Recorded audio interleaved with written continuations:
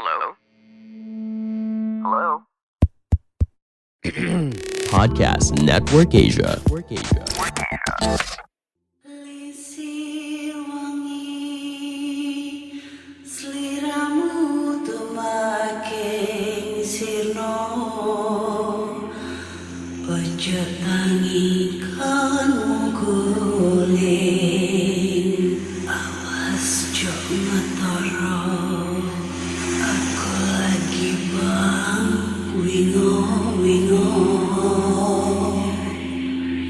Jin setan kang tak putusi Dudu sembarang Ojo lai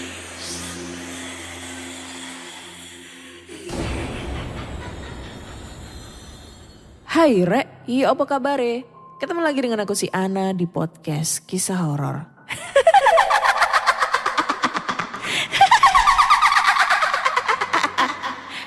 Ketemu lagi di episode 127 dan di episode kali ini aku akan bacakan cerita horor ataupun email berhantu yang sudah dikirimkan teman-teman melalui podcast kisahhoror@gmail.com ataupun DM Instagram podcast Kisah Horor, DM Instagram Ana Olive serta Google Form yang linknya tersedia di bio Instagram podcast Kisah Horor. Oke, sebelum aku mau mulai baca-baca cerita horor kali ini ya, aduh banyak banget nih yang nge-DM aku ternyata dan komen di salah satu feed kiriman aku ya di Instagram. Banyak yang protes pada saat aku ngebacain cerita di episode 125 ya. 125 banyak yang bilang aku terlalu jahat untuk mengomentarin karena aku menganggap itu ceritanya halu gitu ya. Karena kebetulan di episode 125 dari 3 cerita yang aku bacain itu ya menurutku ceritanya halu semua nih. Nah, maksudku ya halu itu bukan berarti aku menghina cerita dari orang tersebut gitu loh. Maksudnya dalam arti halu itu mungkin elunya lagi ini ngerasa diganggu tapi gue nguatin kalian gitu loh, nguatin si pengirim cerita supaya lu tuh nggak diganggu sebenarnya, tapi mungkin karena lu ngerasanya diganggu, kebayang-bayang kalau lu diganggu setan, tapi sebenarnya enggak, apa ya gimana ya maksudnya ya? Ya pokoknya sebenarnya intinya tuh kita kayak berhalusinasi diganggu gitu loh sebenarnya kayak gitu. Mungkin karena keparnoan diri kita sendiri atau mungkin karena posisinya pada saat itu takut sehingga kebayang-bayang kita ditakut-takutin hantu kayak gitu. It's okay, gue terima semua apa yang dari komentar teman-teman semua pendengar podcast Kisah Horor ya. Ya ada sekitar 4-5 orang yang komen sama gitu ya tentang kurang enaknya didengar komentarku di episode 125 yang judulnya Indigo. Nah itu ya. Gue pribadi mau minta maaf nih ya buat teman-teman semua kalau seandainya dalam membacakan cerita ataupun berkomentar dalam cerita ada kata-kata yang tidak enak ataupun mungkin kurang mengenakan buat yang lainnya ya. Padahal sebelumnya di episode sebelumnya ya, episode 125 ada episode 100 sampai 124 itu banyak banget deh gue ngomong masalah sange kayak atau mungkin skidi papap kayak atau apa kayak lagi ML kayak pokoknya yang menjurus hal-hal yang kotor. No problem karena gue cerita dengan berkomentar dengan apa adanya, mengalir dari otak gue sendiri gitu kan, terus berkomentar. Tapi selama ini sih ya walau alam ya, kebanyakan teman-teman yang ngirim cerita ke saya sih, terus gue komentarin bahwa cerita itu halu atau apa enggak ada yang komentar sih. Maksudnya enggak ada yang terlalu ambil pusing gitu loh, bahkan mereka malah kirim cerita lagi gitu. Jadi ya Maaf banget ya, permohonan minta maaf ini buat teman-teman semua. Nah, selagi gue udah minta maaf nih buat kalian semua. Jadi sebelum sesuai dengan pengumumanku di episode sebelumnya, bakal ada giveaway nih buat pendengar podcast kisah horor ya. Giveaway-nya apa ya, nanti tungguin aja, bakal ada informasi selanjutnya ya. Ya kemungkinan insya Allah nunggu episode 130 nih ya, bakal ada giveaway. Nah giveaway-nya apa, tunggu aja ya. Nanti bakal aku umumin di Reels atau di story Instagram podcast kisah horor. Oke, tungguin aja. So, tanpa berlama-lama lagi, kita langsung aja bacakan cerita horor. Dan episode pertama nih datang dari siapa? Oke. Ini datang dari Google Form. Langsung aja bacakan ceritanya yang judulnya adalah Suara Gemerincing Lonceng Begu Ganjang. Nih, Begu Ganjang kayaknya udah pernah bukan ya, maksudnya pernah gue ceritain di episode berapa gue lupa gitu. Tapi ini emang ceritanya tentang sebuah sosok hantu yang berasal dari Medan atau Sumatera ya, Sumatera Utara yang sosoknya ini bentuknya tinggi banget, tangannya panjang, kakinya panjang, perutnya buncit, terus dadanya itu kayak tinggal kerangkanya doang, tengkoraknya gitu, terus taringnya panjang banget sama kukunya panjang-panjang gitu. Terus kalau nggak salah sih tanpa busana ya kalau yang cewek ya, kayak gitulah. Gue inget banget lah itu. Dan sempet aku posting di feed Instagram bentuk sosok Begu Ganjang kayak gitu. Oke, langsung aja kita bacakan. Apa kabar Kak Ana? Apa kabar semua? Kali ini aku akan menceritakan kisah seram dari salah satu sepupuku, yakni Rafa, nama samaran.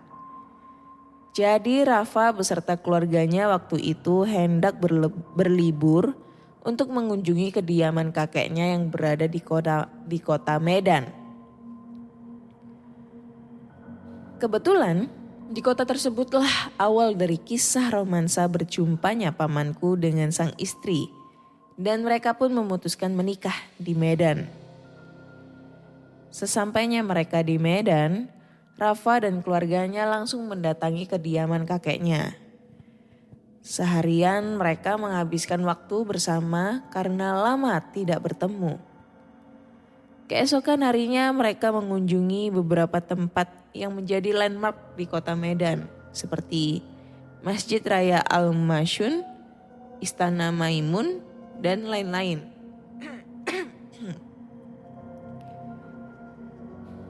Puas berkeliling, mereka pun pulang ke kediaman sang kakek. Berhubung masa cuti pamanku yang tinggal beberapa hari lagi, sebab beliau harus kembali bertugas di kepolisian, akhirnya pamanku mengusulkan untuk mendatangi Danau Toba sebagai tujuan destinasi akhir mereka ketika berlibur di sana. Esoknya mereka berangkat ke Danau Toba. Setibanya di tempat tujuan, Rafa dan keluarganya pun berkeliling di tempat wisata tersebut seharian penuh. Setelah puas menghabiskan waktu di tempat tersebut, mereka memutuskan untuk pulang pada sore harinya agar tidak kemalaman setibanya di Medan. Malam pun tiba. Di tengah perjalanan Rafa mengalami mabuk darat sebab ia suka telat makan. Farah, nama samaran yang merupakan adik Rafa, memberitahukan kepada kedua orang tua mereka apabila sang kakak sedang mabuk darat. Dan benar saja, saat memasuki area perkebunan kelapa sawit, perut Rafa tiba-tiba mulas dan ingin mengeluarkan seluruh isi perutnya. Berhubung mereka tidak membawa kantung plastik, mobil mereka pun menepi di pinggir jalan raya yang di kanan kirinya banyak ditumbuhi oleh kelapa sawit. Karena tidak tahan, Rafa bergegas keluar dari dalam mobil. Setelahnya, tanpa panjang lebar, Rafa pun memuntahkan muatannya di dekat semak-semak perkebunan kelapa sawit yang terletak di pinggir jalan raya. Dirasa agak mendingan, dia memilih kembali ke dalam mobil keluarganya. Mobil pun dihidupkan dan mereka meneruskan perjalanan yang sempat tertunda. Tapi beberapa meter kemudian, mobil yang dikendarai mereka mogok tanpa sebab. Pamanku turun untuk memeriksa mesin pada mobil. Rafa pun juga memutuskan untuk turun dan membantu sang ayah. Namun, saat Rafa ingin berjalan menuju depan mobil, tiba-tiba terdengar suara gemericing sebuah lonceng dari arah belakangnya. Awalnya ia mengira suara tersebut hanyalah ilusi atau ada hewan ternak milik warga terlepas dan nyasar di kawasan perkebunan kelapa sawit. Tapi suara tersebut terdengar lagi dan Rafa memutuskan mencari asal suara tersebut. Saat ia menoleh ke belakang, dari kejauhan tampak siluet anak kecil berdiri di tengah jalan. Namun sosok itu lama-lama tumbuh tinggi ke atas. Rafa yang terkejut menyaksikan peristiwa itu memilih untuk masuk ke dalam mobil. Ia pun tak sempat melihat ke arah atas atau wajah sosok itu karena ketakutan. Tidak lupa, ia membaca beberapa doa agar terlindungi dari gangguan makhluk halus. Tiba-tiba mobil mereka dapat dinyalakan kembali dan mereka pun bisa meneruskan perjalanan ke kota Medan. Selama perjalanan, Rafa kepikiran soal sosok yang dilihatnya. Saat tiba di rumah kakeknya, ia menceritakan hal itu pada beliau. Sang kakek menjelaskan apabila sosok tersebut adalah Begu Ganjang. Selain itu, pria pensiunan TNI tersebut bercerita sedikit soal Begu Ganjang. Konon sosok makhluk gaib ini terbilang cukup terkenal oleh masyarakat di sana, di mana hantu tersebut biasa dijadikan penjaga perkebunan kelapa sawit atau digunakan untuk mencelakai orang lain. Dan apabila bertemu Begu Ganjang, dilarang melihat ke atas serta disarankan melihat ke bawah supaya tidak dicekik. Terima kasih Kak Ana sudah dibacakan ceritaku. Mohon maaf jika kurang seram atau kepanjangan ceritanya. Thank you banget. Oke. Ini ceritanya, aduh gue gak mau ngomong ini halu ya. Ini sebenarnya udah pernah di episode berapa itu ada sama nih ceritanya tentang diliatin Begu Ganjang. Kalau gak salah itu episode sebelumnya itu dia itu ceritanya lagi lari-lari. Gak salah ya, jogging pagi hari atau sore gue lupa pokoknya. Waktu itu dia jogging lari-lari sama saudaranya. Dan pada saat itu juga dia ketemu sama sosok Begu Ganjang. Nah itu. Karena Begu Ganjang ini emang hantu legend ya di kota tersebut, di Medan. Seperti kayak di Kalimantan itu kan setan yang legend adalah Kuyang. Kuntilanak di Pontianak itu paling banyak banget. Terus ada lagi kalau di Semarang itu terkenal sama banyak banget wewe gombel, ya kan. Makanya di daerah mana ya kota itu ada yang namanya Bukit Gombel. Karena di situ banyak banget perkumpulan wewe gombel membuat suatu organisasi terlarang. Kalau di Surabaya ini setan apa ya? Baju licu itu ya kalinya. Kamu tahu baju licu? Ya, buaya hijau. Atau bisa dibilang buaya darat. Itu setannya para Surabaya. Khususnya para buaya-buaya darat. Cowok-cowok buaya darat. Nah itu setannya Surabaya. Ya kayak gitulah. So kalau menurutku sih Gue nggak mau ngomong ini halu ya. Ya kalau gue bilang ini serem ya serem. Gue bilang nggak serem. Gue bilang halu ya halu. Tapi it's okay. Ini gue bisa bilang ini ceritanya kurang serem ya, kurang serem. Kalau menurut gue ya, anjay. Ntar gue di komen lagi ya. Terus habis itu katanya gue komenannya ngehujat atau ngejudge cerita dari teman-teman nih. Padahal ya sebenarnya nggak ngehujat, cuma berkomentar apa adanya gitu loh. Gue orangnya tuh suka apa adanya, nggak usah aneh-aneh, nggak usah neko-neko bro. Oke.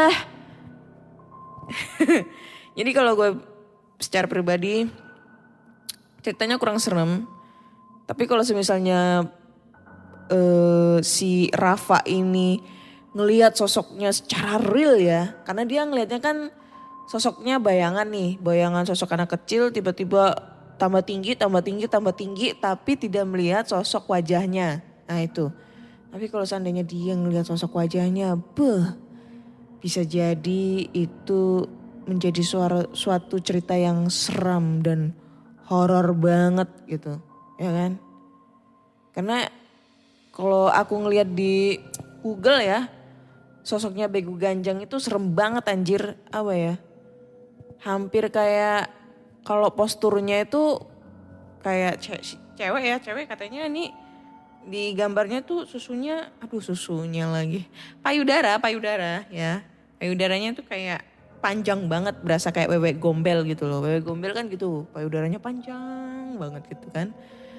Kalau sosok tingginya itu mungkin bukan kayak genderuwo anjir, tapi kayak orang jangkung tinggi banget pokoknya. Karena kalau aku lihat dari ilustrasi gambarnya di Google itu kaki, tangan itu kurus banget kayak tinggal tulang belulang gitu. Terus posisi perutnya itu buncit, dadanya tuh kayak tinggal tengkoraknya doang gitu.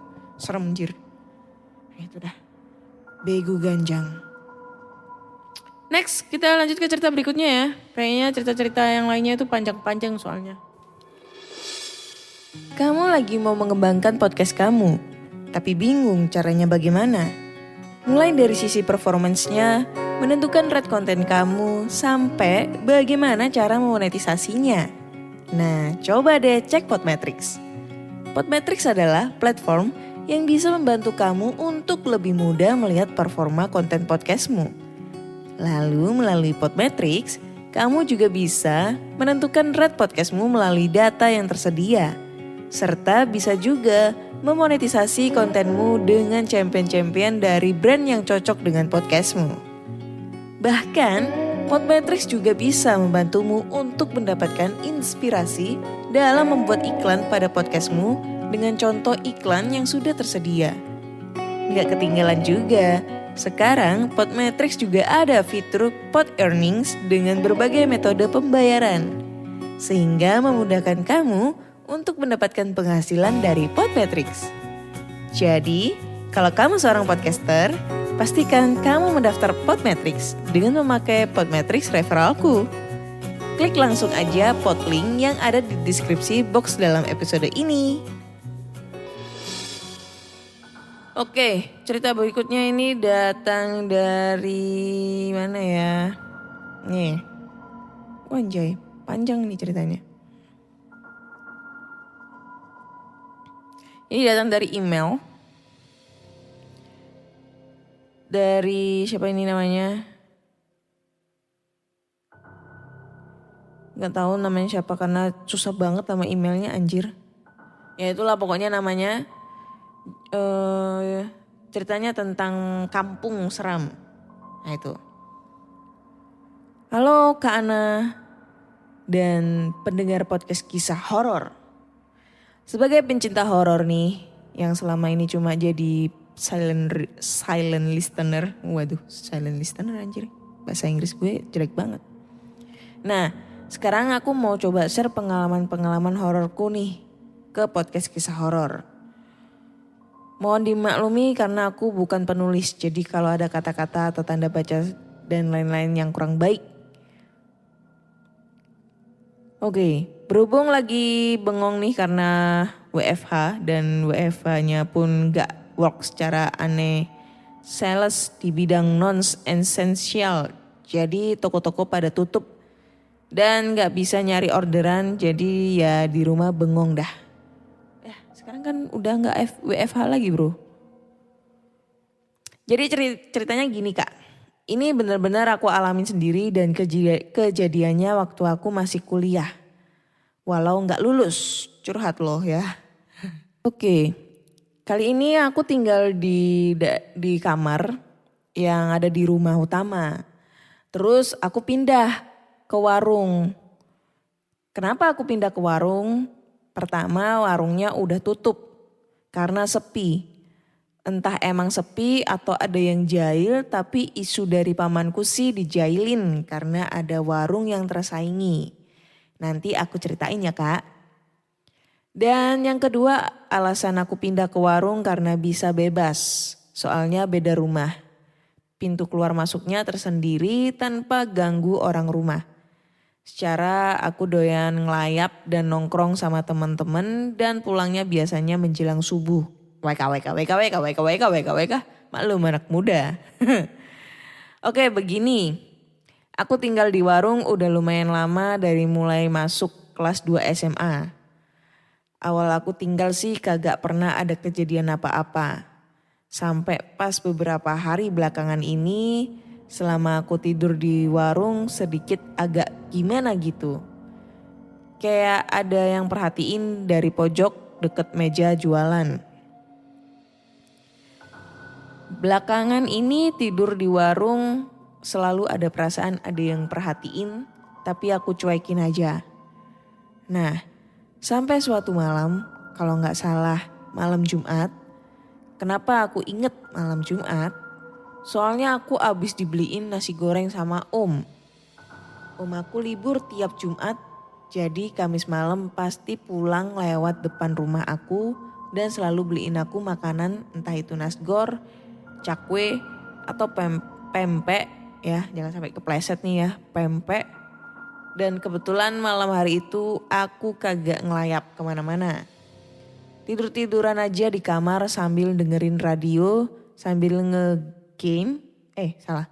sambil ngegayem nasgor sampai akhirnya ketiduran. Di saat ketiduran kagak tahu antara sadar atau kagak. Aku lihat di meja jualan kayak ada cewek duduk tapi samar karena di situ lampunya sengaja dimatiin. Padahal kalau diinget-inget, kalau mau lihat pojok, aku harus bangun dulu. Baru kelihatan kalau sambil tiduran kehalangan sekat tembok. Ntar dulu, gue bayangin dulu ya. Ya oke, paham. Dari sana aku mulai merinding. Saat merinding aku denger kayak ada cewek nangis. Dan suara nangisnya kayak gitu. Di antara perasaan takut dan kebelet, tapi perasaan takut ngalahin kebelet.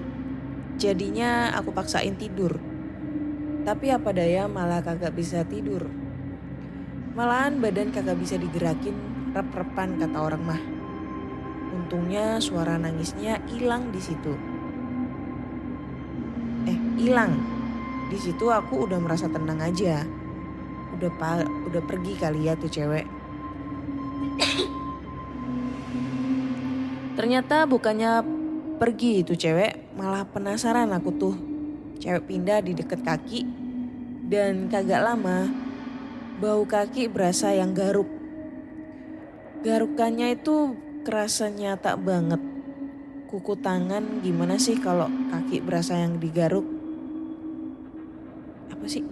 Gimana sih kalau panjang gitu Gan, kuku tangannya maksudnya ya. Belibet bro. Dari situ aku ngeri. Gerakin badan gak bisa. Keringetan ngucur terus. Aku cuma bisa berdoa. Itu juga berdoa kagak selesai-selesai. Tiap baru setengah, lupa setengah. Lupa lagi setengah. Sampai pada akhirnya entah pingsan atau tidur lagi, tahu-tahu udah pagi. Aku dipanggil emak, disuruh bangun karena ada kuliah jam 10. Soalnya aku kuliah di Jakarta, jadi kudu pagi-pagi berangkat supaya nggak telat. Malamnya aku ceritain dah tuh di warung tempat aku nongkrong kalau semalam aku diisengin. Ternyata yang punya warung cerita ke aku kalau doi kemarin lusa sehabis makan nasgor dikejar-kejar Neng Kunti dari pohon bambu. Dan Neng Kuntinya katanya ngilang di pohon nangka yang ada di samping warung. Ada kemungkinan emang tuh Kunti yang iseng.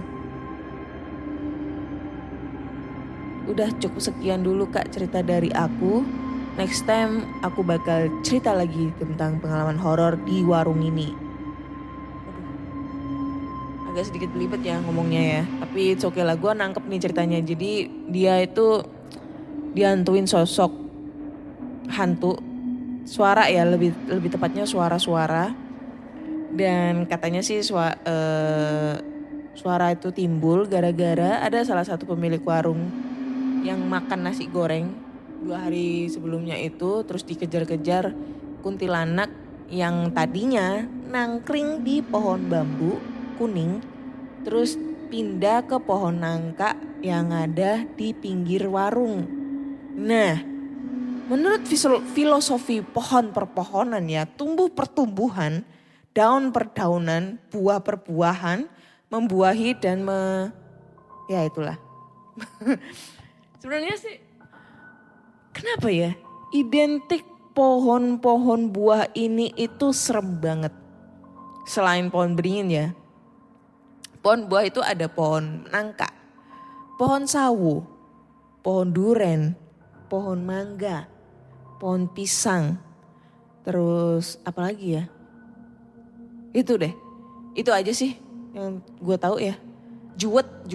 Tahu juwet gak sih? Apa sih kalau nama juwet itu? Nama lainnya kalau gue taunya juwet gitu ya, yang buahnya itu sepet warnanya ungu. Nah itu semak atau apa? Gue lupa nggak tahu namanya. Kalau di Surabaya tuh namanya juwet ya itu. Itu mesti identik banyak banget setan yang nungguin pohon buah tersebut. Ya buat kita tuh menjadi gagal sebagai pencuri buah gitu loh. Wah pohon mangga tuh ada mangga gede banget anjir. Kuning-kuning ada banyak. Pas kita naik gitu kan, naik pohon mangga. Wih, mau ngambil apa buahnya di atas pohon, tiba-tiba disapa sama kuntilanaknya. Ngapain? Ini udah jadi kekuasaan gue. Buah yang ada di pohon gue makan semua. Jadi lo cari pohon yang lainnya. Kayak gitu. Ini tuh pernah kayak pernah lihat di suatu akun TikTok. Gue lupa banget. Akun TokTok. Kapan ya gue lupa sih. Tapi gue inget banget. Pas dia mau naik pohon.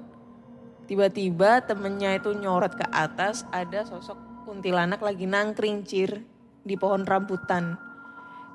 Entah itu fake, entah itu beneran, gue nggak tahu. Tapi ya kalau dilihat jir serem banget anjir kalau misalnya ada yang nangkring di atas gitu kan.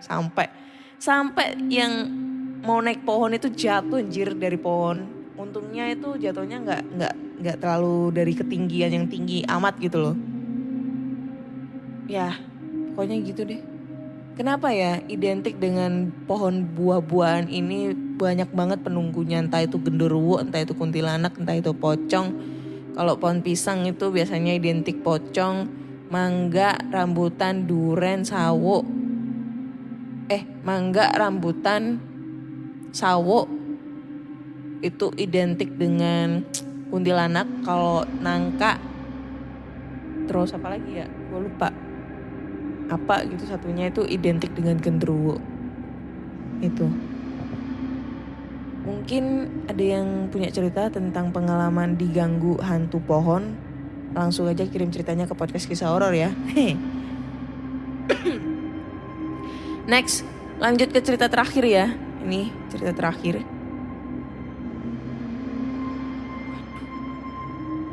Cerita terakhir bro, mana tadi cerita terakhir? Ternyata cerita terakhir menghilang anjay. Oke, kita ambil dari email aja lah, email yang lainnya. Coba buka email dulu, karena gue belum buka email satunya.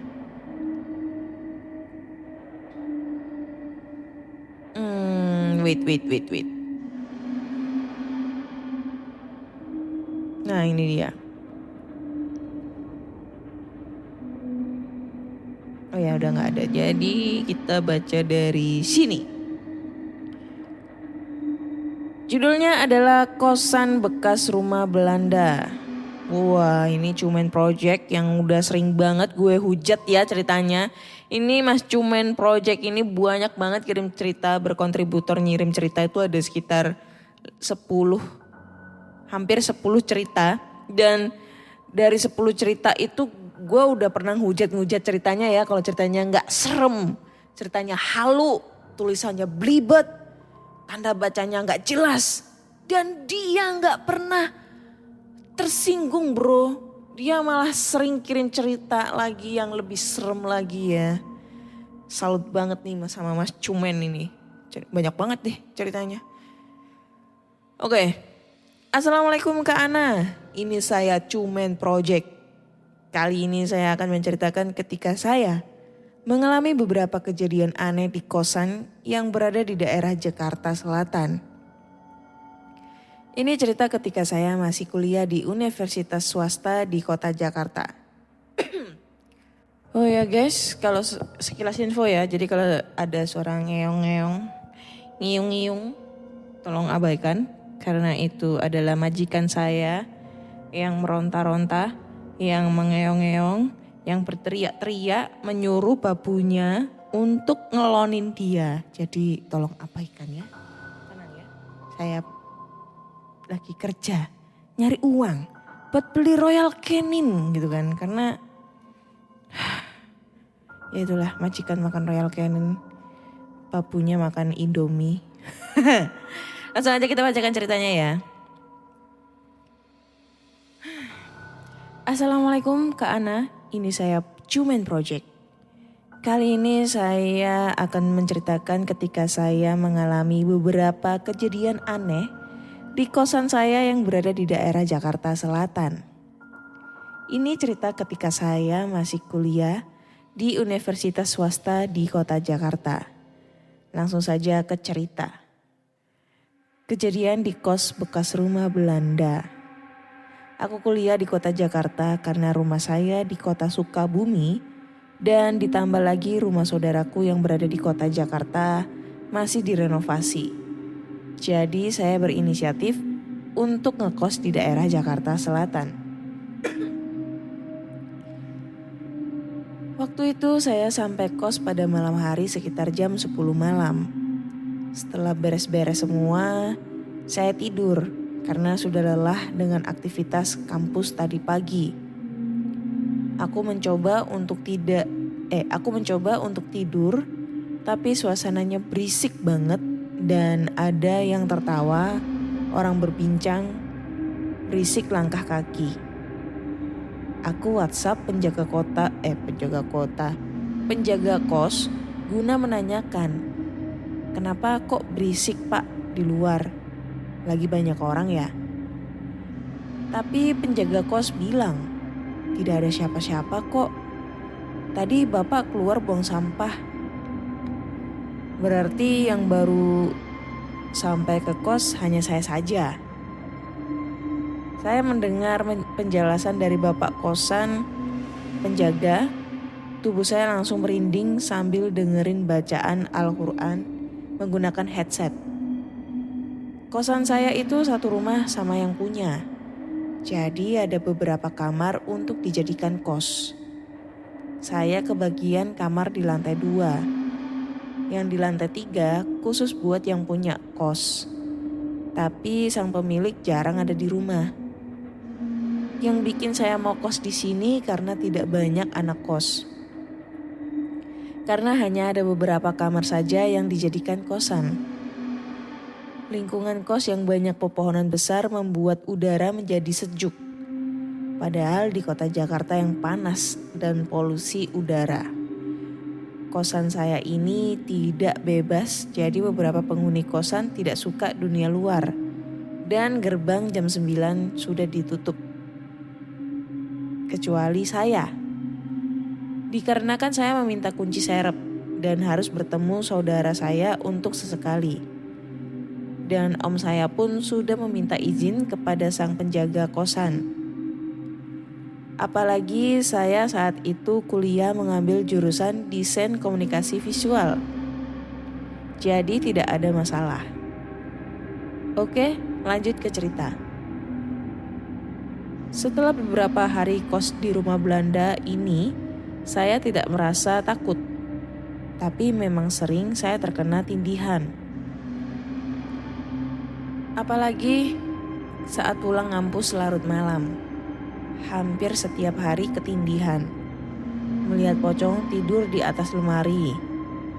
Aku mikirnya ya cuma imajinasiku saja.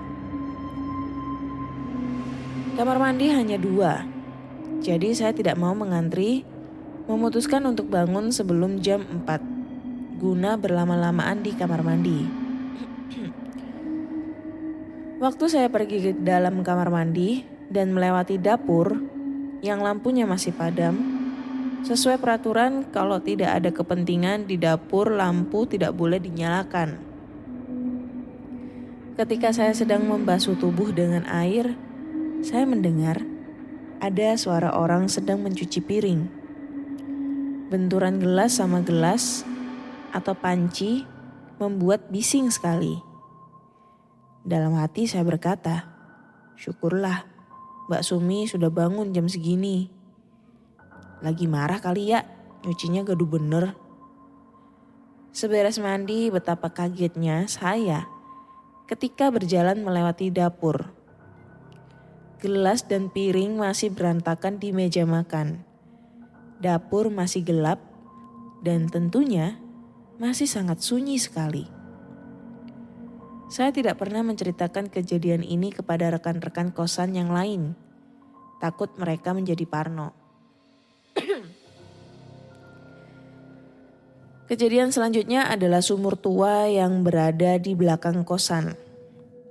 Entah kenapa banyak teman yang menyuruhku untuk menemaninya menjemur pakaian di balkon kosan. Ketika sore hari waktunya anak-anak kos mencuci dan menjemur pakaian. Karena waktu pagi sampai sore sekitar jam 4 itu waktunya sibuk di kampus.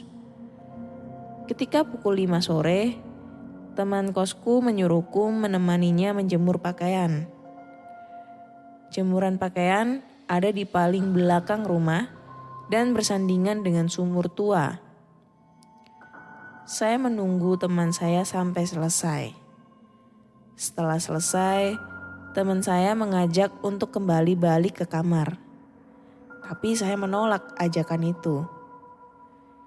Tidak tahu kenapa, waktu saat itu rasanya tuh nyaman banget. Yang semakin membuat saya tidak mau kembali ke kamar. Karena di belakang rumah ada angin yang sejuk sekali. Ketika saya ditinggal sendirian di belakang rumah, duduk di pintu pemisah ruangan dan halaman belakang, saya terhanyut semilir angin dan pepohonan tua yang menari-nari sampai matahari terbenam. Di ruang belakang lampu sudah dinyalakan. Sebentar lagi pasti ada azan maghrib berkumandang.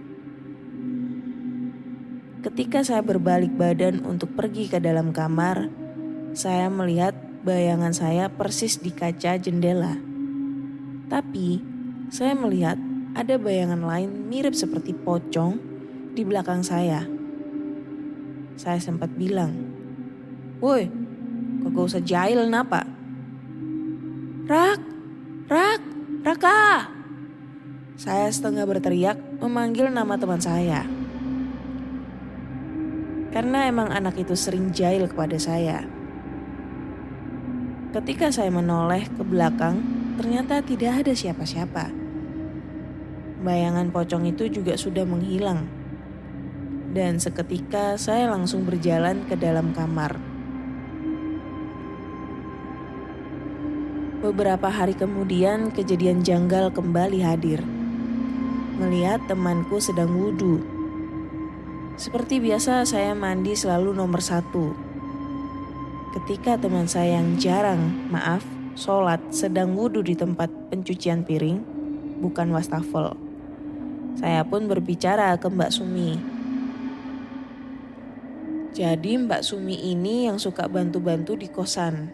Kembali ke cerita. Mbak, tumben Eka jam segini udah bangun. Mbak Sumi tidak jawab apa-apa. Dia sibuk dengan sayuran yang hendak dia masak. Ketika saya pergi ke dalam kamar, Eka hendak mengambil laptop. Saya melihat dia masih tertidur lelap. Saya pun membangunkannya untuk menanyakan. Eka, lu tadi wudhu ya di tempat cuci piring? Dia juga bersikeras bilang belum bangun dari tadi. Ketika saya kembali lagi ke dapur, tanya kepada Mbak Sumi. Saya bertanya kepada Mbak Sumi. Mbak, tadi lihat tidak kalau Eka sedang wudhu? Mbak Sumi menjawab, Mbak Sumi gak lihat apa-apa. Sama Mbak Sumi juga gak dengar kamu ngomong apa tadi. Mbak lihatnya kamu nyamperin Mbak aja. Kirain mau bantuin. Malah ngeliatin doang. Saya melihat kembali ke tempat Eka tadi saat wudhu. Tetapi benar, tempatnya masih kering. Malam pun tiba. Waktu sepertiga malam, waktu yang sangat saya sukai untuk menggambar dan belajar, yaitu jam 2 dini hari. UAS telah tiba. Teman saya belajar di malam hari. Berbeda dengan saya, kalau sudah pulang kuliah saya harus segera tidur dan jam 2 malam bangun untuk belajar. Untuk mendapatkan kesejukan alam, saya harus belajar di teras depan rumah. Ketika saya sedang menggambar sembari menghafalkan beberapa mata kuliah, mata saya juga memandang sekitar rumah, begitu juga jalan di depan kos. Di jalan depan kos, saya jadi terfokuskan kepada seorang yang beberapa kali lalu lalang di jalan. Saya yang tidak menggunakan kacamata sedikit menyipitkan mata untuk memperjelas penglihatan. Jam segini udah ada orang jogging, dalam hati. Saya langsung mengambil kacamata untuk meyakinkan apa yang saya pandang. Saya terheran. Itu yang jogging cepet amat bolak-balik, kayak pakai sepatu roda. Ngapain coba jogging pakai mukena putih? Semakin saya memandang tanpa mengedipkan mata, semakin jelas wajahnya. Asli, itu wajahnya memar biru-biru dan matanya mengeluarkan darah. Seketika saya terdiam dan teringat keringat dingin keluar dari punggungku. Dan temanku keluar dari dalam rumah sembari membawa buku, sepertinya mau ikut belajar juga. Raka, sini. Suruhku untuk dia bergegas ke arah saya. Lihat tuh, itu orang jogging kan? Tanyaku sambil mengarahkan kepala dia ke arah jalan. Itu bukan orang jogging bego. Kagak mau gua, suwe lu men. Raka langsung lari ke dalam rumah. Ketika saya melihat ke jalan sudah tidak ada orang yang jogging. Ngapain coba Kunti mondar-mandir? Saya bergumam sembari membereskan buku gambar dan buku pelajaranku.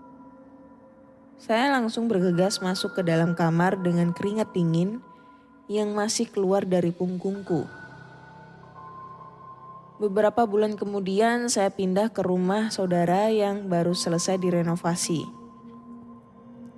Beberapa tahun kemudian kosan itu sudah dijual serta dirubuhkan. Dan kata tetangga sekitar, sang pemilik kosan juga pindah keluar kota. Terima kasih Kak Ana sudah membacakan cerita saya. Maaf kalau ceritanya tidak seram. Maaf juga kalau tanda baca atau typo di dalam penulisan saya. Saya senang ketika ada konten baru Kak Ana yang bercerita langsung dengan narasumbernya langsung. Kapan-kapan boleh dong ya. Kita ngobrol-ngobrol dikit tentang pengalaman saya dan Kak Ana. Tinggal diagendakan saja. Hehehe. Sukses terus Kak Ana, semoga dilimpahkan rezekinya dan endorse-nya. Amin amin ya rabbal alamin. Thank you banget Cumen Project. Aduh, gue sampai ngap banget bacanya karena panjang ya. Karena ceritanya Mas Cumen itu emang panjang banget gitu kan. Amin, doain ya dapat endorse. Thank you banget juga buat Mas Cumen tentang apa sih? Mau ngomong apa sih? Pokoknya itulah ya. Next time nih gue bakal ngundang Mas Cumen buat kolaborasi live bareng ya. Rekaman bareng podcast kisah horor. Tinggal nanti ada editor. Weh sombong bro. Ya nanti ada editor yang ngatur. Karena sabar ya, masih ngantri. Anda adalah pasien ke 1775 untuk ngobrol bareng Ana. Keren gak? 1775. Jadi harap sabar karena ini sekarang anggota yang masih gue ajak ngobrol terdata itu ada 0. Enggak deh, ada lah. Next time lah. Karena ini juga kemarin sebenarnya mau collab sama temen. Ada salah satu podcaster juga. Yang podcastnya judulnya adalah Podcast Rantau. Yang dia kebetulan lagi ngerantau di Taiwan ya. Gue penasaran banget tentang tradisi horor yang ada di sana. Karena kebetulan dia pernah cerita ada tradisi hantu di sana gitu. Next time kita bakal kolaborasi dengan salah satu temen podcaster dan nanti juga bakal Mas Cumen nih kita collab ya.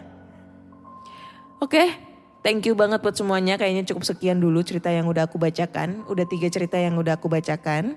So, buat kalian semua yang pengen banget cerita, langsung aja kirim ceritanya ke podcastkisahhoror@gmail.com ataupun DM Instagram Podcast Kisah Horor, DM Instagram Ana Olive, serta Google Form yang linknya tersedia di bio Instagram Podcast Kisah Horor.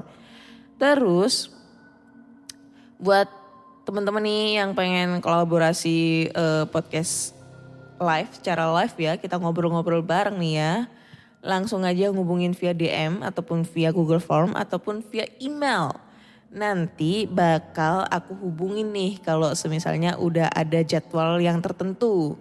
Nanti kita ngobrol-ngobrol bareng tentang pengalaman horor kalian. Jadi biar gue gak dikatain halu lagi ya. Kalau kalian yang ngobrol, kalian yang cerita itu lebih real gitu ya.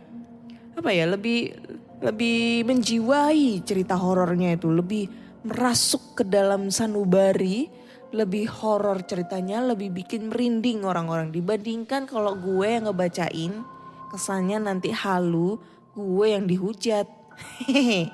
Ya. Oke, cukup sekian dulu. Terima kasih sudah mendengarkan podcast kisah horor. Sampai jumpa di episode berikutnya. Bye-bye. Pandangan dan opini yang disampaikan oleh kreator podcast, host, dan tamu tidak mencerminkan kebijakan resmi dan bagian dari podcast Network Asia. Setiap konten yang disampaikan mereka di dalam podcast adalah opini mereka sendiri dan tidak bermaksud untuk merugikan agama, grup etnik, perkumpulan, organisasi, perusahaan, perorangan, atau siapapun dan apapun.